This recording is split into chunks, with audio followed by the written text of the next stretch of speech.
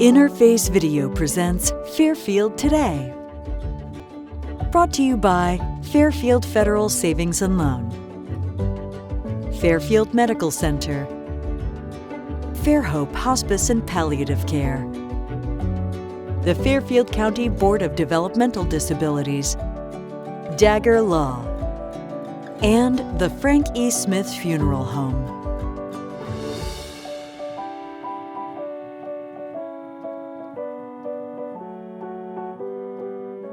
Hi, and welcome to Fairfield Today. My name is Rick Schneider, community educator with Fairhope Hospice and Palliative Care. Welcome to the show. Joining me today is our CEO, Denise Bauer. Denise, good to see you. Good to see you as always. And people might notice we have a couple of guests in between us. Would you mind introducing them? Absolutely.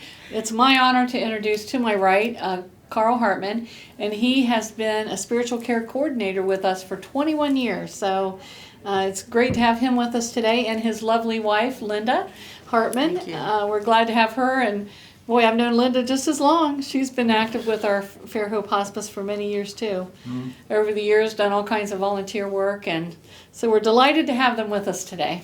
And Karl, any reason why you think you're on TV, just out of curiosity? Well, I've been trying to figure that out, but it might have something to do with the fact in 2 days I'm leaving. Whoa. He is retiring. Yeah. Right. Yeah, in fact, I started about the time you did as a volunteer. And you and I go back pretty far as dealing with aspects of spirituality. I know you and I did a lot of the grief items, you know. There was some interesting times. Mm-hmm. And Linda, I guess you've been more or less involved in it, whether you like it or not. Right. It's been a good thing, and for Karl and for me, it's been very rewarding. Yeah, it's Denise, we really don't work on a clock or a calendar in hospice. You know, things happen day and night, weekends, holidays, and everything else. And I guess, Linda, maybe a few times you've been interrupted with Karl having to go to work. Yes. A few times, especially at night, when he got called out. That's the one thing. Karl's been available a lot of times there for a while. He was the only one 24/7. Yeah, So, I remember one in particular that I was called out 4 times, and then when I went, after the 4th one, been with the family and everything, I went home and changed and put a tie on a coat, and then we went down to the Dayton area where I had to preach. So it's been an interesting, it's been a fun ride, really it has. You've always been there for us, no doubt. Well, Yeah, and I guess as chaplain, you don't really deal in hospice with one particular belief system or one denomination of any sort. right. I guess, what was your span? I guess you've had very firm believers, you've had atheists, you've had probably Native Americans. You have someone that said they don't want to see you when you go, and I said, that's fine. I said, if you change your mind, you can always call me. Mm-hmm. And I've had people that had welcomed me and about chewed my ear off and all that they had to share. But it's been very rewarding. Well, I know you've been, one of your hallmarks is you kind of fit in. You know, you don't want to come in and be overbearing. You don't want to tell them what they need or anything else. You accept them as they are. And if I remember one time, you had a man who liked motorcycles. Mm-hmm. So you were able to relate with him. Yeah, he didn't really want to talk to me. Mm-hmm. And I said, oh, you got a bike? He said, why? Do you? I said, yeah. I said, next time I come by to see you, I'll ride it. He said, okay. And I had my way in, and he eventually was trying to find a place that might have been a little more aggressive when he was cancer, and so I really lost track of him. So anyway. Yeah. But it was a uniqueness. Mm-hmm. Well, Linda, did he ever give you rides on the bike? Oh, yes. Oh, we okay. rode together a lot. Wow. Do you have like press-on tattoos you could take off or something, or do-rag kind of? You know. Yeah, do-rags, yes. Yeah. Helmets, too. Yeah. I remember I look at these old movies, either whether they're dragsters or cyclists or whatever it is, and they have the leather helmets on like they use in fighter planes in the war, like that's going to do anything. Well, for us, we actually got on the bike and rode clear. Where was that when we went to Chillicothe, to Max and Irma's. Oh, okay. And we lived next door to Max and Irma's. But But it was the road trip, right? It Right, was. it was the road trip. was. It always tastes better you have to go Yeah. someplace, you know. Yeah. It's funny you mentioned that, well, my wife and I went out to Bend, Oregon, which is along the coast almost of Oregon. And on the way back, we stopped in Yellowstone, and there's a guy who had gone cross-country on his bike, and now he's heading back to New England. And he wanted to know if we could give him a ride. He was saddle sore. So I don't know if he got to Chillicothe and couldn't come back or not, but he was a little bit sore from being on the bike. You're not used to it, I guess.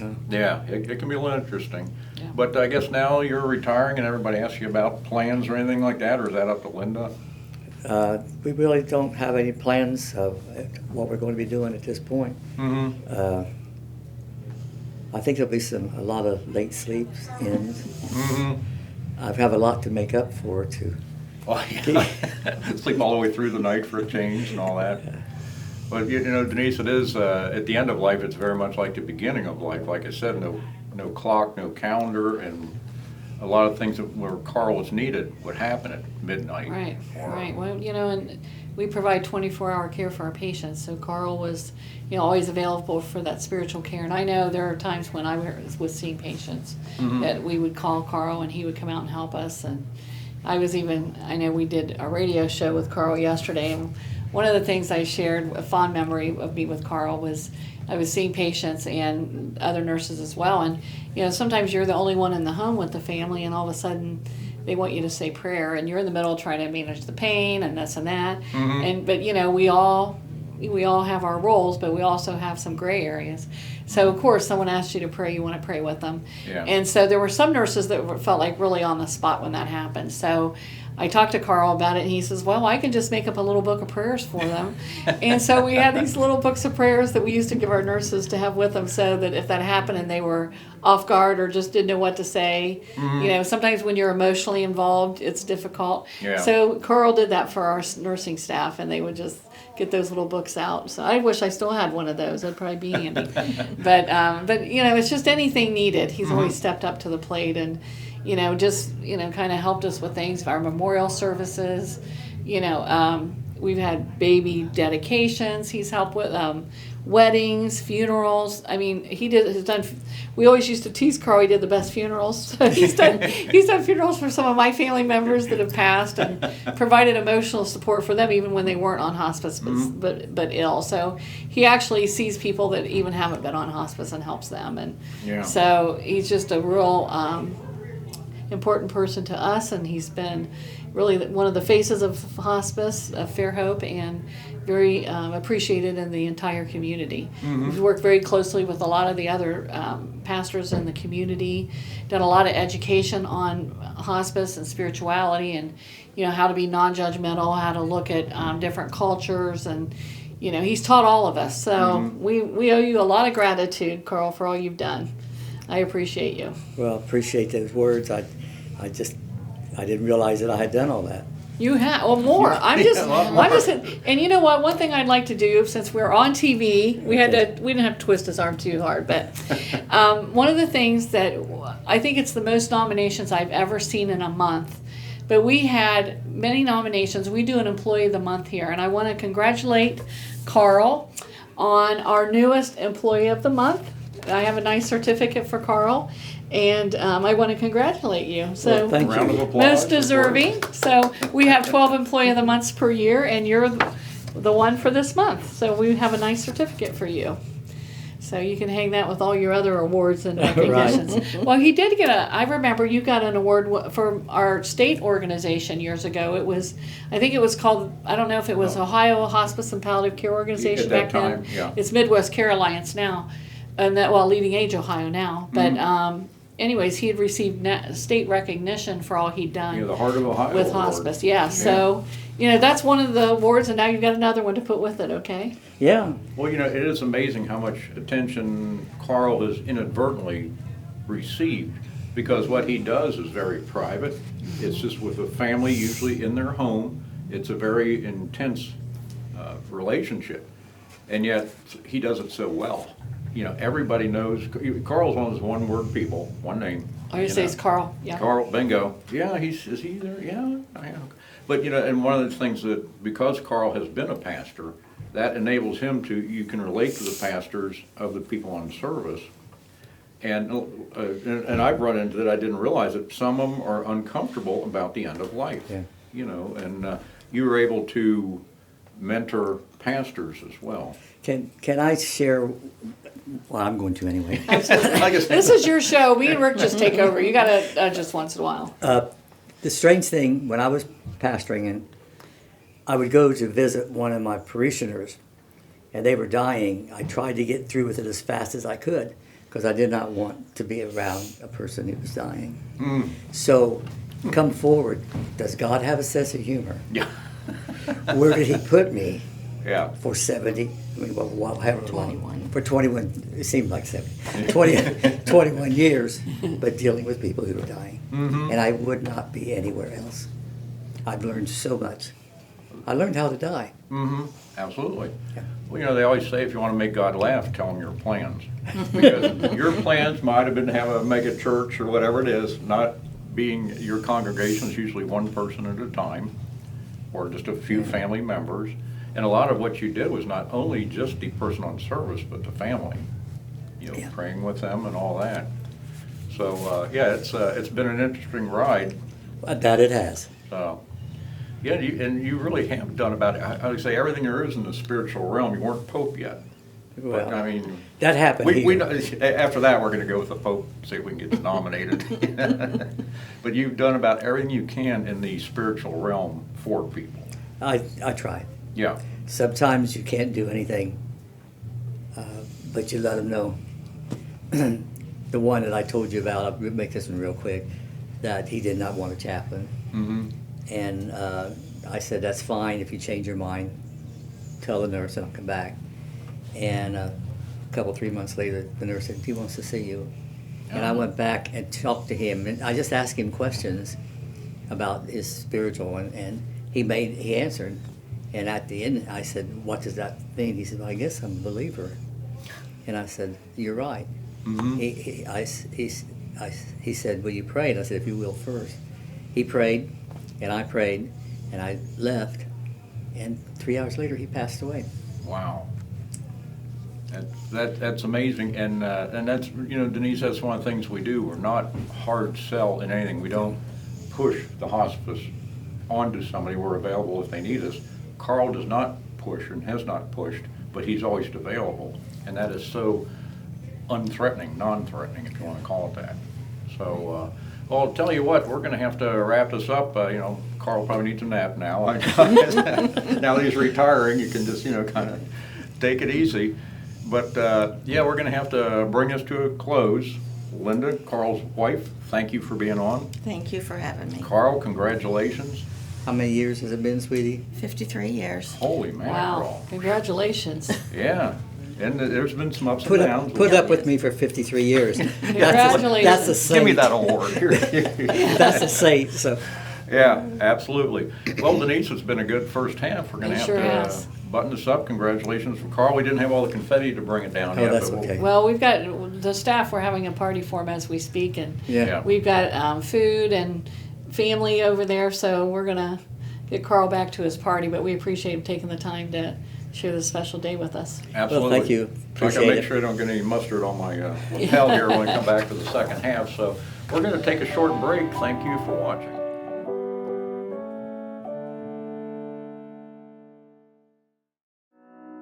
The Frankie Smith Funeral Home and Crematory in Lancaster and the Johnson Smith Funeral Home in Baltimore have a long and wonderful history of serving our community. Feel free to give us a call at 740-653-0652. Stop in and see us at either of our two locations, 405 North Columbus Street in Lancaster and 207 South Main Street in Baltimore. Respect for tradition, regard for change. Fairfield Medical goes the extra mile to give attention to their patients, to their guests, anybody that comes within those doors. There's no question that the staff there are all personally invested in seeing that I got the best care possible. The staff was so comforting. I felt like she was in the best hands. They basically gave me a second chance at life, and I'm going to make the most of it.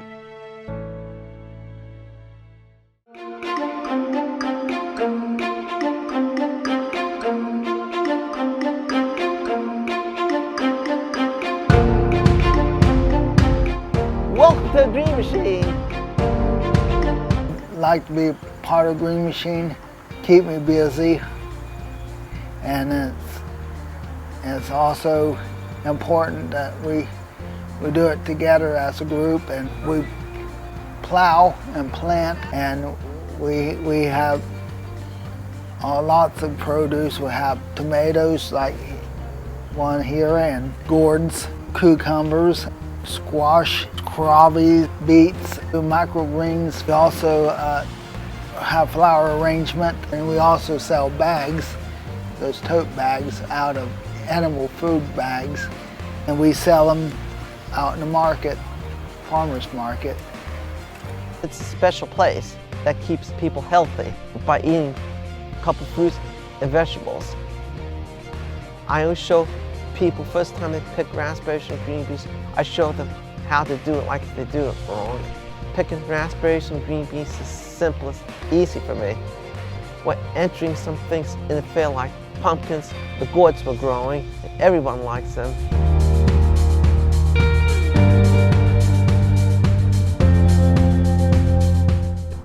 Tasty.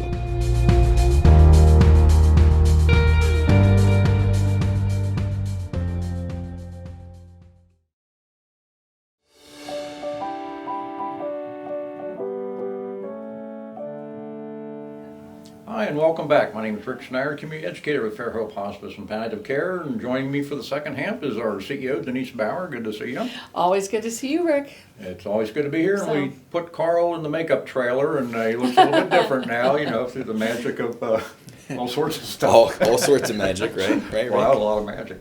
But joining us is our Human Resources Director, Ron Rowley. Thank you, Rick. Ron, Nice good to see be you. here. It's good to have you. And now, should I talk to Denise or you about a raise? Just since we got everybody together. Oh, I maybe mean, we it's could- you got both of us right here, so it's yeah, good company. That's it. You got to good cut time. out all the middle people. And you've got evidence on TV. Yeah, so, yeah, this you is- know, yeah, this is- you've got proof. It'll be on the World Wide Web, so Yeah, there we you know go. what's going on. But yeah, it's nice to have Ron in because you actually are somewhat the heartbeat of what's going on. You know all the employees and you know all the events that's going on, and we have a lot of things going on in the winter. You know, we have a chili cook-off coming up. I know that, and that's always that's good any time of the year. But Well, and we're real excited because this is our third or fourth year. I think it's the fourth. Fourth year, and we have this is just something we do for staff. It's a morale booster, but it's always fun because chief of police, chief of fire. So we have Adam comes out, and we have of course Yeah. Dave Ward will be here, and then we have MC. I think. Actually, Mark Bohack might be emceeing it, and Yeah. so we have a nice contest of the best chili, and they get an award for the year. So we're excited to do that on Friday. Well, Firehouse Chili, I mean, Dave Ward has to be in here if nothing Yeah. else. He's got if nothing else, EMT background. Well, it's a nice little, they're judges, so it's nice to have them, and we'll probably have another judge too. So it's just fun to get you get the firemen and the policemen in the Yeah. same room. It's always fun. Yeah. And we have a rotating trophy that Yes. just goes around from winter to winter, from year Okay. to year. So that's always probably the most important thing is that you get the hardware. You take the hardware home with Yeah. you for that accomplishment. So. That's number one. We're in the office sometimes. You know, Yeah. Nick, our finance, he won last year. Yep, Director of Finance Nick Merrill won last year. Yeah. Of course, finance, maybe he helped to influence the winners. Here's $5. You want to try my chili? You know, We hey, had this is Melissa pretty good. Yeah. Melissa Globick, she's been our charge nurse for the nurse manager for the Pickering House won, and then one of our employees, Kristen Glazier's son, won the first year. Okay. So we've even had employees, families get involved, and Yeah. it's fun.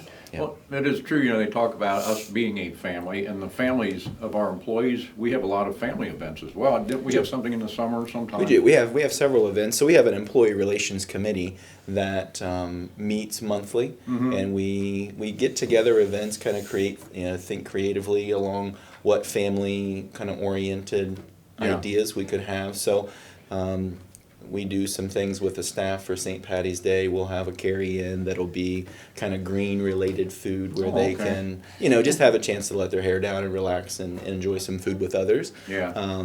We have an Easter event. We have an Easter egg hunt for kids, and last year we had close to 100 kids that came. Wow. Between the ages of 0 and 12, so we have a lot of that. And then we have different other just family events, whether it's bowling or movie nights or things like that are hosted here. So those are all great events, and we get a lot of support behind that. Oh, yeah. Well, being family, we have traditions here, and one of our family traditions at home is we have the Easter egg hunt at Easter, and usually by June I'd run over my last egg that I hired and hid and couldn't find. Right. We go along and there it goes. There goes an egg. Ah, there it is. So, but yeah, it is fun, if I can use that word, it is fun to work here. It's a very intense environment. It is. So we also have lighthearted, if you want, just fun, kind of let our hair down, like you mentioned. Work hard, play hard type of a mentality. Absolutely. Yeah, so Denise, as far as, Carl retired, it's sometimes almost hard to get people to retire. Not that, Carl's in his mid-70s, and once people are here, they just like being here. Right. And, I think, we are like a family here, and so we want to help meet our employee needs, and, certainly Ron's a big part of that. But, we do have some flexible scheduling, and we allow people to change their schedules and, at times, and even change their hours depending on what their needs are on a personal level, or maybe even a family, situation. So Carl's just been one of those people that was full-time, and then he cut back, and, just decreased his hours to the point where now he's ready to just enjoy the rest of his life with his family and, have a good time. But, he'll always be part of our organization, whether he's working here or not. Yeah. I remember we had Pat on, she worked with us, started out. Oh my gosh, she tried retiring 4 times. Carl only retired 1 other time, and he wasn't even gone 6 months, he was back. So we didn't really count that. But Pat just spent it. Oh my gosh, she retired like 3 or 4 times. She's always almost one of those people you can see downtown, and she'd say, "Hey, you want to buy a watch?" And she'd have all the retirement watches going up around. Well, she tried, but she was just busy, and she said, I was too bored. She wanted to, and she's a people person, and that's the thing. This kind of work really attracts people with good hearts and compassion, and they do see this work more as a mission and a calling than just work. So I think that's why sometimes it's hard for people to leave.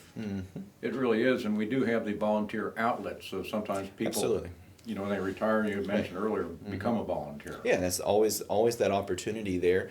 And Twyla and her group does a really nice job of making those those potential candidates for volunteers comfortable and allowing them to fit in where they feel like they fit in. And it may not be may not be patient care, but it might be event activities, it might be fundraising, it might be just patient care where they're visiting and playing cards with patients, something that they can have that camaraderie with patients that are like them.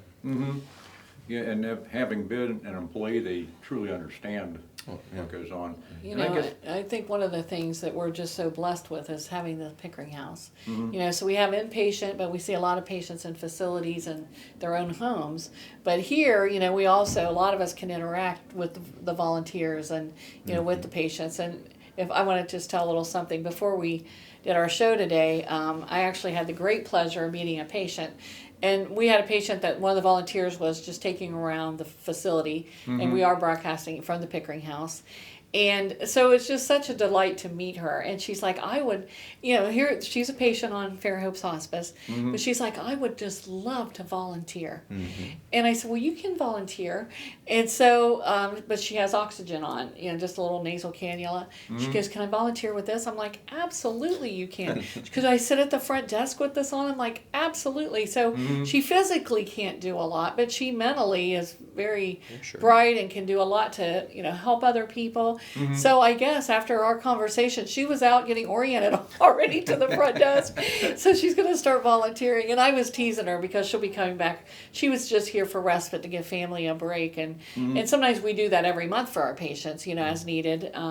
So she's already got plans to come back, hopefully, to give the family some time in February they might need. And I said, well, you do, we'll be ready. And Look us up. And I teased her. I said, it's just like we're just putting you to work. We're just we're making you pay back here a little bit. But no, she's really excited. And it just shows we all need a purpose, right? Yeah. And so this volunteering, and I know Ron, helps lead that program, but that's what's so important about it. It gives people a purpose, and people can give back. And so we welcome anybody that wants to help us with Absolutely. that. Yeah. In any capacity, any time frame, some people can only give 1 day a month, and others can give 15 days a month. So it really depends. And Twyla does a really nice job of working those needs and wants together and making that a complete puzzle. Well, it is interesting. We do celebrate life, and as long as people are alive, we give them purpose. At Fairhope, we allow them to continue as much as we can. And we had someone in again for respite care, just to relax and give his caregiver some break. And he was bedridden. And so during a training class, she asked him if he would like to teach the class, and he goes, well, sure. So they brought his bed in, and he talked about what it was like to be healthy, what it was like to be diagnosed with a very serious illness, and what it's like to be cared for under a hospice setting. You couldn't have paid to get that kind of a teacher, And what was interesting is after it was done, it was somewhat spontaneous. And so the next day she had a teaching certificate and made him an honorary teacher and volunteer. Nice. And he's, he was holding up his award or his certificate for being a teacher. And that was after everybody else would say, oh, you poor thing, they just more or less giving up. We don't. We allow people to live. It's a really good example, but Yeah. and it's some of what we do is really spontaneous. Like that. It's like, okay, you want to do this? Will somebody in? Let's go do this. And so it's great. I know in Virginia Pickering, when we built the Pickering house, and she actually lived here the last part of her life, and she became a hospice patient. But that she would come in and help us. She was a retired school teacher, and so Virginia would help grade papers during education day. And she's like, now this employee, I don't know. I'm like, Virginia, you're just to grade the papers. It's okay. They're doing good. But it just was cute but it gave her a purpose. So we'd have her do various things to help us, and she loved it. It was great. Well, we do things spontaneously, and just out of curiosity, Ron, how long did you know you were going to be on TV? Hey, you know what? Maybe 15 minutes At the most. At the most. I'm kind of, well, I get you. What do you want? It's what you need, Rick. What you need. Yeah. Well, you're just hanging around here, but that's the way we operate. Right. And we wanted to get Carl back to his party. And, Right. That was and important. and his sons are here, and his daughter-in-law and his wife. So and family is really important to all of us. So we couldn't tie him up with the whole show. So he's back there probably eating and just having a good time right now. Yeah, it was nice to do this in a surprise party for Carl. Yeah. And he certainly deserved after 21 years of being with us. So that was very nice to do that. So I guess we're going to have to kind of wrap this up. Hopefully there's something left over. Well, I don't know. We'll hope so. Yeah, I was going to put some of the gravy and stuff in here, and I couldn't. We have biscuits and gravy, by the way. Well, there you go. All sorts of different things. So, well, I guess we better wrap up the show. It's always good having you on, Ron. Thanks. Thanks for being here. I appreciate that. Raise time. Absolutely. Just between you and me. So, well, Denise, always enjoy having you on. Thank you. So we're going to wrap this up, and we'd like to remind everybody to celebrate life. Interface Video presents Fairfield Today. Brought to you by Fairfield Federal Savings and Loan, Fairfield Medical Center, Fairhope Hospice and Palliative Care, the Fairfield County Board of Developmental Disabilities, Dagger Law, and the Frank E. Smith Funeral Home.